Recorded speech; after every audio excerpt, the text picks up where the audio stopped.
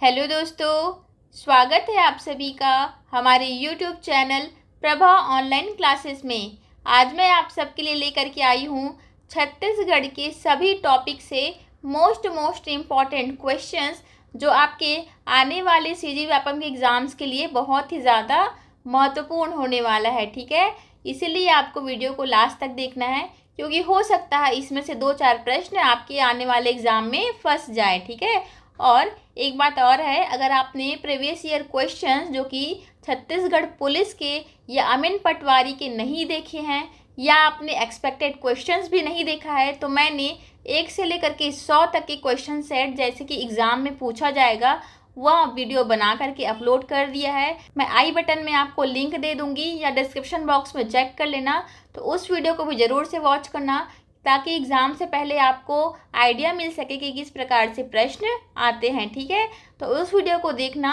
पहले आप इस वीडियो को देख लीजिए। ठीक है, तो चलिए क्वेश्चन से स्टार्ट करते हैं। तो पहला क्वेश्चन है, जांजगीर शहर का जन्मदाता किसे कहा जाता है? Option number A Someshwar Dev, option number B Ramdev, option number C Jai Singh Dev, या ऑप्शन नंबर डी जाजल्य देव। आपको कमेंट करके बताना है इसका आंसर क्या होगा। तो what will be the answer?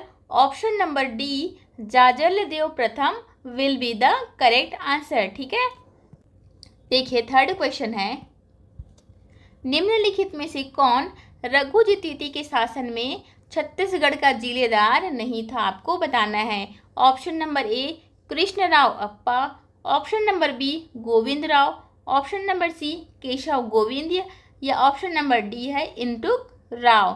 ठीक है, तो आपको आंसर बताना है इन चारों में से कौन सा आंसर करेक्ट होगा। ठीक है फ्रेंड्स, मैं आप लोगों के लिए इतना मेहनत करती हूँ, इतने सारे क्वेश्चंस खोज के लाती हूँ, इतने सारे टेस्ट दिलाती हूँ ताकि मुझे क्वेश्चंस का आइडिया हो सके करके, लेकिन आप लोग क्या करते हैं, न तो चैनल को सब्सक्राइब करते हैं, न तो वीडियो को लाइक करते हैं, और ना ही शेयर करते हैं। तो फ्रेंड्स थोड़े से हेल्प कर दीजिए मेरी भी यार, वीडियो को जितना ज़्यादा हो सके शेयर करा कीजिए, जितने भी ग्रुप्स है उसमें शेयर कर दो, और जितने भी फ्रेंड्स हैं उनको शेयर कर दो, और वीडियो को लाइक करना, शेयर करना और सब्सक्राइब करना। ठीक है, ये तीनों काम आप लोग का है, ढूंढ के क्वेश्चंस लाने का काम मेरा रहेगा। ठीक है, तो जितना पॉसिबल हो पाएगा मैं आपके लिए डिफरेंट टाइप से क्वेश्चन लाने की कोशिश करूंगी जो आपके लिए हेल्पफुल हो। आपको भी मेरी हेल्प करनी पड़ेगी, कैसे वीडियो को ज़्यादा से ज़्यादा लोगों तक पहुंचा करके। ठीक है, तो चलिए इसका आंसर देखते हैं। इसका आंसर क्या हो जाएगा? Option number C Keshav Govind will be the correct answer. ठीक है, चलिए अगला प्रश्न देखते हैं। छत्तीसगढ़ में 1858 में हुए सैन्य विद्रोह के संदर्भ में हनुमान सिंह के 17 साथियों को निम्नलिखित में से किस तिथि को फांसी दी गई? मैंने 1857 की क्रांति को एकदम डिटेल में आपको समझाया था। अगर आपने वह वीडियो नहीं देखा है तो एक बार चेकआउट कर लेना, उसमें बताया था मैंने कब, मतलब 1857 में किसको का नेतृत्व किसने किया था? मंगल पांडे जी ने किया था।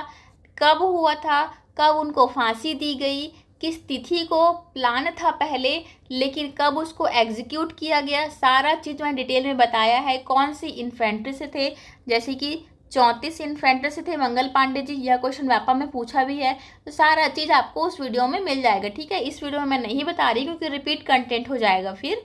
तो इस क्वेश्चन का आंसर देखते हैं हम लोग, क्या हो जाएगा? 18 जनवरी 1858, 20 जनवरी 1858, या 22 जनवरी 1858, या 24 जनवरी 1858। तो क्या हो जाएगा इस क्वेश्चन का आंसर? 22 जनवरी 1858। मतलब किस तिथि को फांसी दी गई थी? तो 22 जनवरी 1858। डिटेल में कहानी की तरह जब आप याद करेंगे तभी ये चीज़ याद रह पाएंगी। ठीक है, वरना ये डेट वगैरह वाली चीज़ ऐसी रहे जो याद ही नहीं होती एक बार में। मुझे तो बिल्कुल भी याद नहीं रहती है, तो मैं क्या करती हूँ, स्टोरी की तरह याद करने की कोशिश करती हूँ, विजुअलाइजेशन करती हूँ, पिक्चर विजुअलाइज करती हूँ ना, तभी याद रहता है। ठीक है, रायपुर में वानर सेना का प्रमुख कौन था? आपको बताना है। Option number A Ramadhar, option number B Baliram Azad, option number C Bhagwati Charan Shukla, option number D है हरि ठाकुर। तो क्या हो जाएगा इसका answer? Option number B Baliram Azad will be the correct answer. चलिए छठवां प्रश्न देखते हैं। निम्नलिखित में से किसके साथ छत्तीसगढ़ के परसराम सोनी का नाम जोड़ा जाता है? परसराम सोनी बहुत ही उग्रवादी किस्म के इंसान थे, तो किसके साथ नाम जोड़ा जाता है? रिवॉल्वर बनाने में, नेपाल बम या अग्नि बम बनाने में, बुलेट या गोलियां बनाने में, धुआं फैलाने वाले बम बनाने में, या उपरोक्त सभी। तो क्या हो जाएगा आंसर? आंसर हो जाएगा उपरोक्त सभी। आप एक शब्द में याद रखेंगे, वह बहुत ही उग्रवादी किस्म के इंसान थे जो अंग्रेजों को मार भगाए थे और उनको देश से बाहर निकाले थे। ठीक है। छत्तीसगढ़ में राष्ट्रीय प्रौद्योगिकी संस्थान कहाँ स्थित है? आपको बताना है। Option number A Durg, option number B Raipur, option number C Korba, या ऑप्शन नंबर डी भिलाई। तो कहाँ स्थित है? रायपुर में। राष्ट्रीय प्रौद्योगिकी संस्थान कहाँ स्थित है? रायपुर में। ठीक है, याद रखेंगे। मिशन वात्सल्य के अंतर्गत राज्य शैक्षणिक, एक मिनट है ना, राज्य स्तरीय वैधानिक व्यवस्था में क्या क्या शामिल है? आपको बताना है। राज्य बाल संरक्षण सोसाइटी, सेकेंड पॉइंट है राज्य दत्तक ग्रहण संसाधन एजेंसी, थर्ड पॉइंट है राज्य स्तरीय निगरानी समिति, फोर्थ पॉइंट है राज्य बाल कल्याण और संरक्षण समिति। तो क्या हो जाएगा करेक्ट आंसर? पहला और दूसरा सही है, मतलब राज्य बाल संरक्षण सोसाइटी और राज्य दत्तक संग्रहण एजेंसी जो है वह सही है। किसके लिए? मिशन वात्सल्य के अंतर्गत। ठीक है, क्या सही है आपको फिर से बताना है। इसमें क्वेश्चंस आपको शो हो रहे हैं कि नहीं हो रहे हैं? थोड़ा सा कूट वाले प्रश्न मैं इसलिए नहीं लाती हूँ क्योंकि फिर टाइप करने में बहुत दिक्कत होता है और मेन चीज़ ब्लर हो जाता है, क्योंकि ना रिजोल्यूशन बहुत कम रहता है इसका। ठीक है, तो मुझे टाइप करने में बहुत दिक्कत हो जाता है, फिर आप लोगों को क्वेश्चंस दिख नहीं पाते हैं। ठीक है, तो देखो पहला पॉइंट दिया है इसमें, इंदिरा गांधी राष्ट्रीय विधवा पेंशन योजना अंतर्गत वर्ष 2022-23 में 2,18,638 हितग्राही लाभान्वित है। तो ये करेक्ट है क्या? बिल्कुल करेक्ट है। इंदिरा गांधी राष्ट्रीय निःशक्त जन पेंशन योजना अंतर्गत वर्ष 2022-23 में 33,750 हितग्राही लाभान्वित हैं क्या? बिल्कुल करेक्ट है।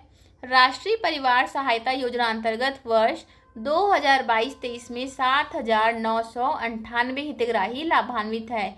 यह भी बिल्कुल करेक्ट है। तो करेक्ट आंसर क्या हो जाएगा हमारा? ऑप्शन नंबर ए, 1, 2, 3 तीनों करेक्ट हैं। ठीक है, अगला प्रश्न है CR राय के अनुसार बिरहोर जनजाति में कितने गोत्रों की चर्चा हुई है? आपको बताना है। Option number A 30, option number B 37, option number C 42, या ऑप्शन नंबर डी 45।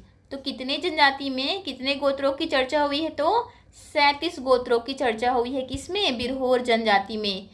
अगला प्रश्न है शहीद वीर नारायण सिंह किस जाति से संबंध रखते थे? यह तो व्यापम का मोस्ट रिपीटेड क्वेश्चन है। ठीक है, आपको बताना है कौन से जाति से संबंधित रखते थे। तो option number A Halba, option number B Binjhwar, option number C Gond, या ऑप्शन नंबर डी है कंवर।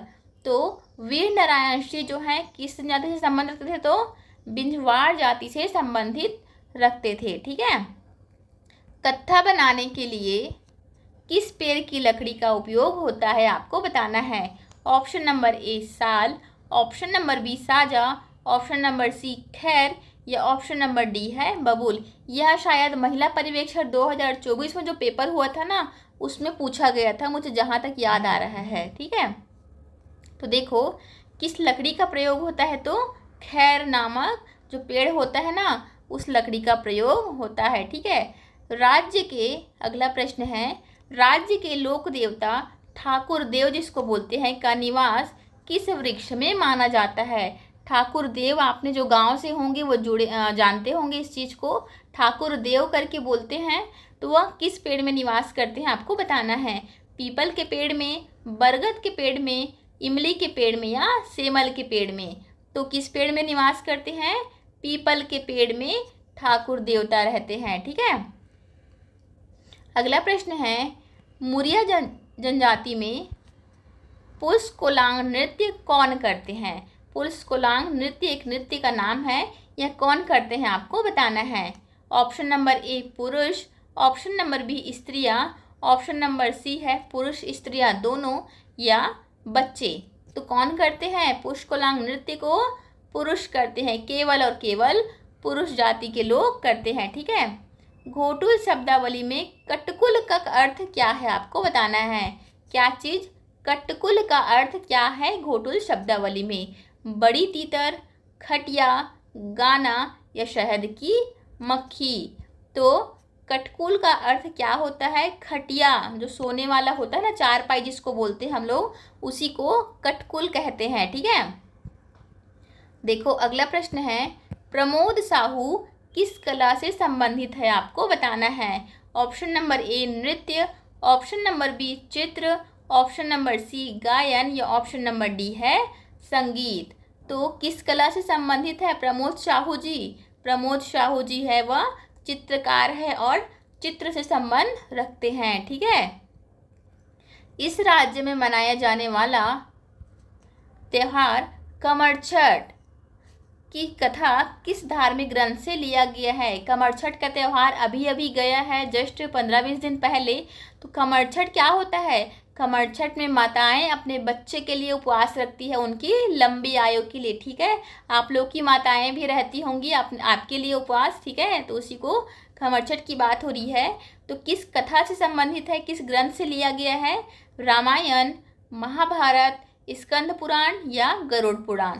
तो वो किस धार्मिक ग्रंथ से लिया गया है? तो महाभारत से जुड़ा हुआ है। ठीक है। कमरछठ का त्यौहार महाभारत ग्रंथ से जुड़ा हुआ है। बस्तर दशहरा के आयोजन की कुल अवधि कितने दिनों की होती है? ये मैंने बस्तर दशहरा को आपको डिटेल में बताया था।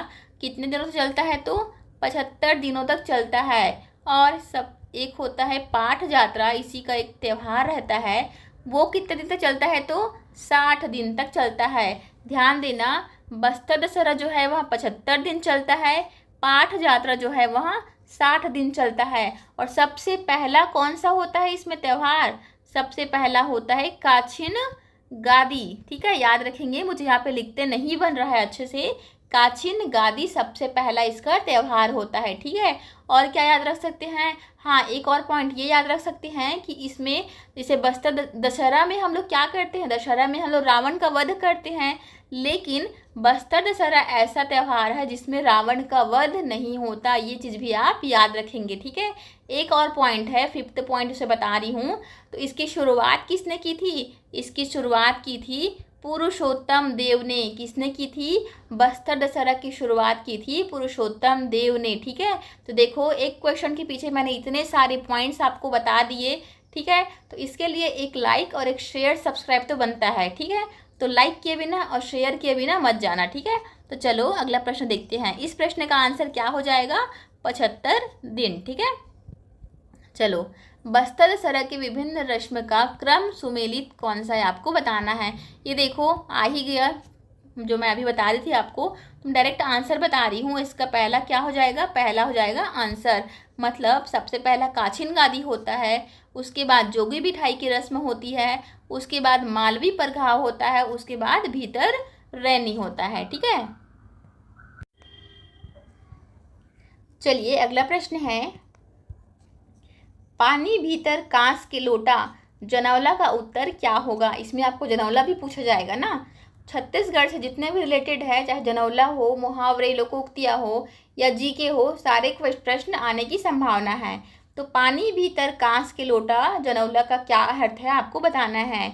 ऑप्शन नंबर ए नदी, ऑप्शन नंबर बी ओस, ऑप्शन नंबर सी सूर्य या ऑप्शन नंबर डी आग। तो क्या हो जाएगा इसका आंसर? सूर्य। पानी भीतर आग कांस के लोटा मतलब सूर्य की बात हो रही है। ठीक है।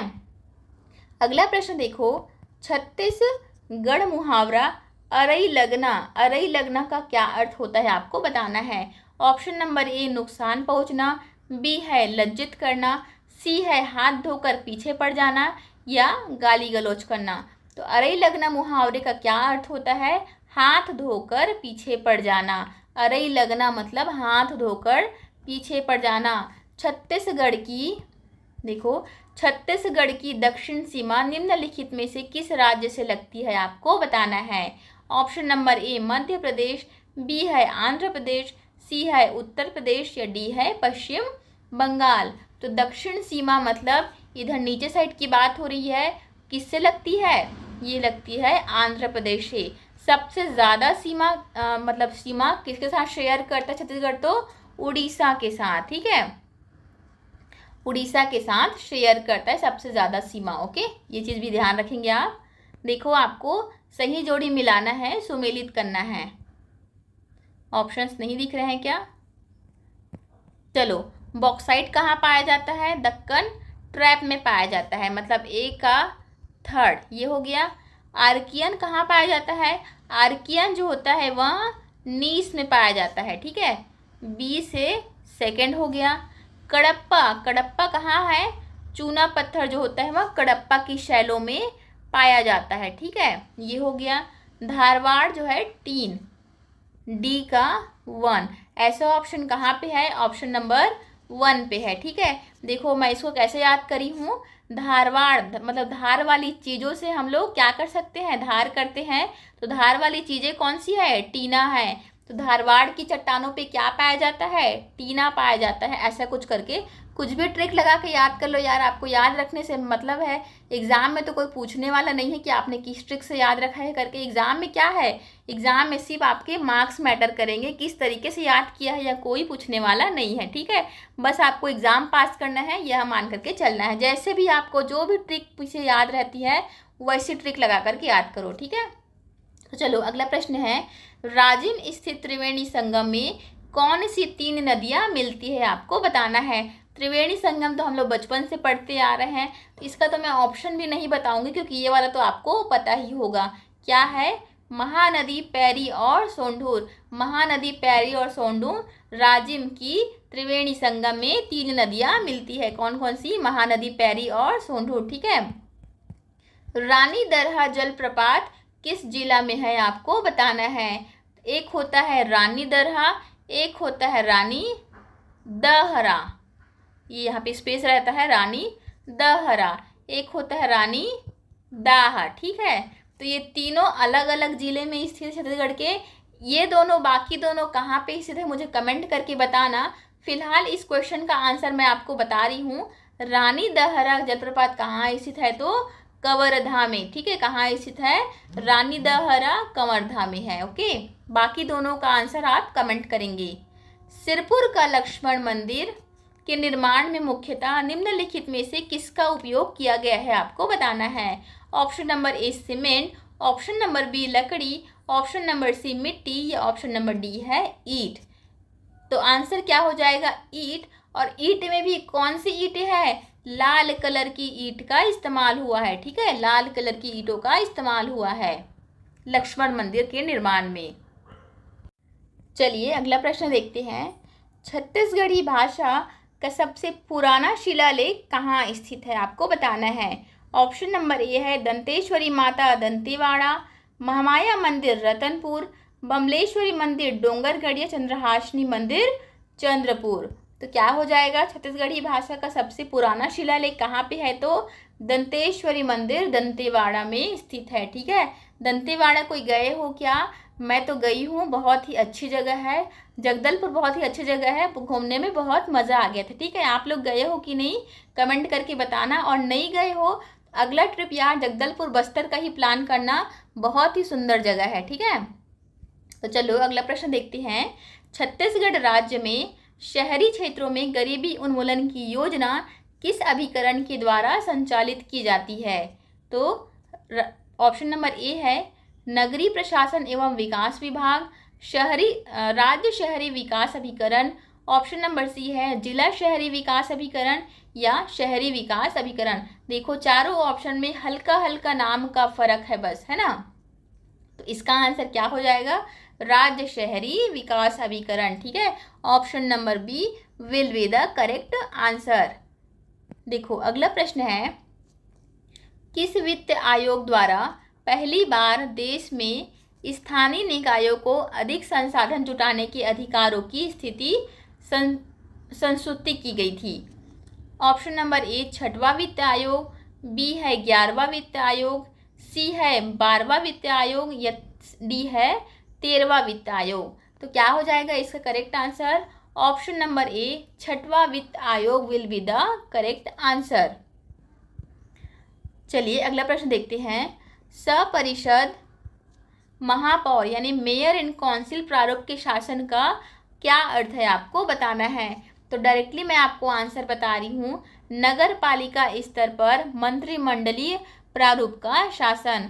सपरिषद महापौर यानी मेयर इन काउंसिल प्रारूप के शासन का अर्थ होता है नगर पालिका स्तर पर मंत्रिमंडलीय प्रारूप का शासन। बोर लग रहा है क्या क्वेश्चन? आप ही लोगों ने कहा था कि कूट वाले प्रश्न लेकर के आइए, तो मैंने कूट वाले और सही जोड़ी वाले प्रश्न लेकर के आई हूँ। ठीक है, इस प्रकार के प्रश्न थोड़े से बोरिंग तो होते हैं क्योंकि लंबे लंबे सेंटेंस पढ़ने होते हैं हमको, थोड़ा सा बोर तो होता ही है, पर क्या कर सकते हैं, एग्जाम में ऐसे ही प्रश्न आते हैं। तो चलो ये भी सही।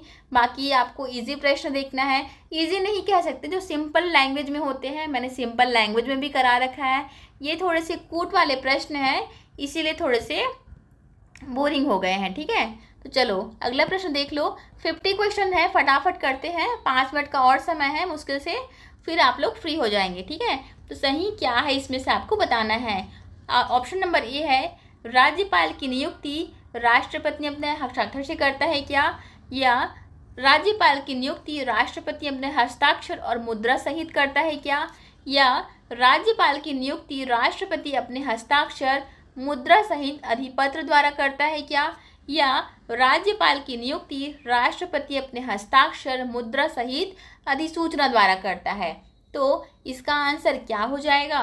राज्यपाल की नियुक्ति राष्ट्रपति तो करते ही है राज्यपाल की नियुक्ति, लेकिन कैसे करते हैं? अपने हस्ताक्षर मुद्रा सहित और अधिपत्र द्वारा। ठीक है, ये चीज याद रखेंगे, हस्ताक्षर मुद्रा और अधिपत्र द्वारा करते हैं। कौन? राज्यपाल की नियुक्ति राष्ट्रपति करते हैं। ठीक है, फिर से आ गया क्वेश्चन क्या सही है वाला। ठीक है, तो देखो ऑप्शन नंबर ए है पंचायती राज संस्था के कार्यों का मूल्यांकन करने के लिए श्री अशोक मेहता की अध्यक्षता में एक समिति गठित की गई। ये तो बिल्कुल करेक्ट है। ऑप्शन नंबर बी है पंचायती राज संस्थाओं पर संकल्पना पत्र यानी कॉन्सेप्ट पेपर जिसको बोलते हैं तैयार करने के लिए ML सिंघवी समिति का गठन किया। यह भी बिल्कुल करेक्ट है। सामुदायिक परियोजनाएं और राष्ट्रीय विस्तार सेवा के अध्ययन के लिए बलवंत राय मेहता की अध्यक्षता में एक दल का गठन किया गया। यह भी बिल्कुल करेक्ट है। तो आंसर क्या हो जाएगा? उपरोक्त सभी। ठीक है, किसे, अगला प्रश्न देखो, किसे प्रत्यावर्ती नहीं किया जाता आपको बताना है। तो ऑप्शन नंबर ए जनपद पंचायत का अध्यक्ष, ऑप्शन नंबर बी है जिला पंचायत का अध्यक्ष, ऑप्शन नंबर सी है ग्राम पंचायत का सरपंच, या ऑप्शन नंबर डी है ग्राम पंचायत का पंच। तो किसे प्रत्यावर्ती नहीं किया जा सकता? तो केवल और केवल 1 और 2 को, जनपद पंचायत का अध्यक्ष और जिला पंचायत का अध्यक्ष। ठीक है, चलिए अगला प्रश्न है महानदी परियोजना में क्या शामिल नहीं है आपको बताना है। रुद्री बैराज ये तो शामिल है, माडुम सिल्ली यह भी शामिल है, गंगरेल बांध यह भी शामिल है, लेकिन सोंडूर परियोजना जो है वह अलग परियोजना है, महानदी परियोजना में शामिल नहीं है। महानदी परियोजना में कितनी परियोजनाएं शामिल है? तो 8 टोटल है, 8। ठीक है, अगला प्रश्न देखो, यहाँ पे सही जोड़ी मिलाओ है। इसी प्रकार के प्रश्न आएंगे, है ना, आप लोग बोल रहे थे ना कूट वाले प्रश्न, तो इसी प्रकार के प्रश्न आएंगे, कूट वाले प्रश्न आएंगे तो छत्तीसगढ़ से रिलेटेड। तो देखो रुद्री परियोजना मतलब रुद्री बैराज का संबंध किससे है? 1912 में आया था, या 1912 में रुद्री बैराज आया था। मॉडम सिल्ली कब आया था? तो मॉडम सिल्ली 1923 में आया था। ठीक है, गंगरेल बांध परियोजना कब आया था? 1978 से 1969 तक। ठीक है, सीकासार परियोजना 1995 में। सबसे नवीन परियोजना कौन सी है? सीकासार कब आई थी? 1995 में। ठीक है, छत्तीसगढ़ के किस जिले में ताम्र अयस्क मिलता है आपको बताना है। तांबा कहाँ सबसे अधिक मिलता है? Option number A Raipur, option number B Bilaspur, option number C Bastar या ऑप्शन नंबर डी है बीजापुर। तो तांबा सबसे अधिक कहाँ मिलता है? बीजापुर में। ठीक है। कोयला नगरी किसको बोलते हैं? मैंने शॉर्ट्स डाले थे, आपने देखा है कि नहीं? तो कोयला नगरी कोरबा को बोलते हैं। ठीक है। क्यों बोलते हैं? क्योंकि वह भारत के 10% केवल और केवल कोरबा ऐसा क्षेत्र है जो उत्पादन करके देता है। क्या? 10% भारत का टोटल कोयला कौन उत्पादन करता है? अकेले कोरबा करता है। ठीक है। इसलिए उसको क्या कहते हैं? कोयला नगरी कहते हैं। ठीक है। सितंबर 2024 में छत्तीसगढ़ राज्य का विद्युत उत्पादन क्षमता कितनी मेगावाट है? आपको बताना है। तो इसका आंसर डायरेक्ट मैं बता रही हूँ, 2978.7 मेगावाट, मतलब 2978.7 मेगावाट। यहाँ पे देखो 84 का भी ऑप्शन है, आप याद रखेंगे। 2978.7 मेगावाट बिजली की उत्पादन कर सकता है। ओके, क्या सही नहीं है वाला? फिर से क्वेश्चन आ गया, कूट वाले प्रश्न। और पॉइंट 1 देखो, छत्तीसगढ़ राज्य जलवायु परिवर्तन केंद्र की स्थापना राज्य में जलवायु परिवर्तन विषय कार्यक्रमों के निर्माण एवं क्रियान्वयन हेतु किया गया था। बिल्कुल करेक्ट है। सेकंड पॉइंट देखो, छत्तीसगढ़ राज्य जलवायु परिवर्तन केंद्र की स्थापना वर्ष जुलाई 2015 में की गई। यह भी बिल्कुल करेक्ट है। पॉइंट नंबर 3 देखो, वर्तमान में छत्तीसगढ़ राज्य जलवायु परिवर्तन केंद्र अरण्य भवन, नवा रायपुर, अटल नगर में संचालित है। तो तीनों के तीनों ऑप्शन करेक्ट है। ठीक है। कूट वाले प्रश्न थोड़े से ध्यान देने पड़ते हैं, बट अच्छे भी होते हैं। देखो, छत्तीसगढ़ राज्य में कितने कृषि जलवायु क्षेत्र में विभाजित किया गया है? आपको बताना है। 3, 2, 4 या 5? कितने कृषि जलवायु क्षेत्र है? तो 3 है। Option number A will be the correct answer. ठीक है। निम्नलिखित में से खरीफ फसल कौन सी है? खरीफ फसल, रबी फसल ये होते हैं ना, तो अलसी, चना, गेहूं या चावल। तो क्या हो जाएगा आंसर? इसका आंसर तो शायद आपको पता ही होगा। खरीफ फसल कौन सी है? चावल है। ठीक है। दीर्घकालिक सिंचाई निधि के तहत छत्तीसगढ़ में कितने परियोजनाओं की पहचान की गई है? आपको बताना है। चलिए देखिए अगला प्रश्न, भारतमाला परियोजना किससे संबंधित है? आपको बताना है। ऑप्शन नंबर ए राजमार्ग के विकास से, ऑप्शन नंबर बी जिला मार्ग के विकास से, ऑप्शन नंबर सी है ग्रामीण मार्ग के विकास से, या ऑप्शन नंबर डी है शहरी मार्ग के विकास से। तो किससे संबंधित है? राजमार्ग के विकास से। 3 क्वेश्चन और है, फटाफट से देख लेते हैं हम लोग। वर्तमान में छत्तीसगढ़ के मुख्य निर्वाचन पदाधिकारी कौन है? आपको बताना है। श्री पी दयानंद, श्रीमती रीना बाबा साहब कंगाले, श्री सुब्रत साहू या श्री यशवंत कुमार। तो कौन है? श्री यशवंत कुमार जी। ठीक है। अभी हाल ही में बस्तर जिले के कांगेर घाटी राष्ट्रीय उद्यान में स्थित किस गांव को संयुक्त राष्ट्र विश्व पर्यटन संगठन द्वारा सर्वश्रेष्ठ पर्यटन गांव के उन्नयन कार्यक्रम हेतु चयनित किया गया? आपको बताना है। डीपाडी, धुड़मारास, चित्रकूट या जावंगा। तो किसको किया गया है? धुड़मारास को। ठीक है, नाम याद रखेंगे, धुड़मारास।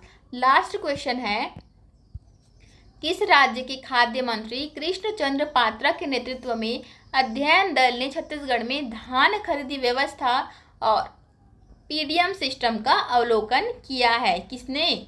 उड़ीसा ने। ठीक है। तो फ्रेंड्स, मैंने पूरे 50 क्वेश्चंस का सेट करवा दिया है। इसमें कूट वाले प्रश्न इंक्लूड थे, सही जोड़ी मिलाओ इंक्लूड थे। अगर आपको हरिराम पटेल सर की कंप्यूटर वाली, जिसमें मैंने बुक को डिटेल में सॉल्व कराया है, एमसीक्यू क्वेश्चंस है, उसको देखना है तो आई बटन में लिंक दे दूंगी, वहां से चेकआउट कर लेना। या आपको प्रीवियस ईयर क्वेश्चंस चाहिए, डिस्क्रिप्शन बॉक्स चेक कर लेना। बाकी वीडियो आखिर तक देखने के लिए बहुत बहुत धन्यवाद।